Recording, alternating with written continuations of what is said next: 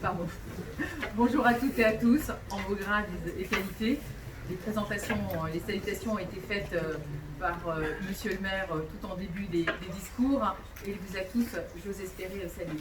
Donc moi, je me souviens, parce que oui, je suis un peu ancienne combattante ici, des débuts de la piste. Et mon regard se porte vers Yves Asbacher, puisque à l'époque, je travaillais pour la communauté de communes de l'Arc-Mosellan. Et avec le président de l'époque, il y avait déjà cette réflexion sur ces mobilités. Et puis, ce sont des mobilités douces, et donc la réflexion a été longue et a maturé très doucement. Et puis aujourd'hui, nous pouvons l'inaugurer. Et j'en suis vraiment très heureuse parce qu'effectivement, ça va permettre d'irriguer, d'innerver le territoire et de pouvoir se rendre beaucoup plus facilement sur ces beaux lieux touristiques ou d'une commune à l'autre. Mais monsieur le président du département, je voudrais vous rassurer, les PALA existent toujours, et notamment à l'Assemblée nationale. Les PALA, c'est une espèce que le président Biden aime beaucoup, c'est-à-dire que tout le monde veut quelque chose, mais pas là, pas chez soi. Et à l'heure actuelle, à l'Assemblée nationale, je m'en suis échappée. Aujourd'hui, nous étudions la loi ASAP. Donc ASAP, ça ne veut pas dire as soon as possible, mais ça veut dire accélération et simplification de l'action publique.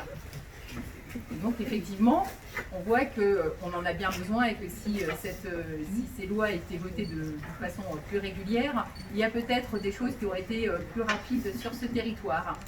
Mais les députés sont aussi adeptes des PALA, c'est-à-dire qu'on peut simplifier, mais pas là.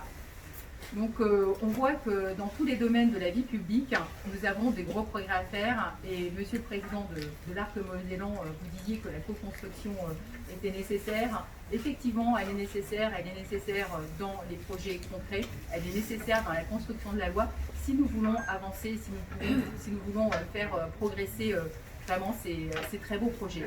Et je voulais rassurer Jean-Marie Lison, c'est à Bertrange que la citation de Coubertin que vous l'avez donnée. Voilà. À quelle heure?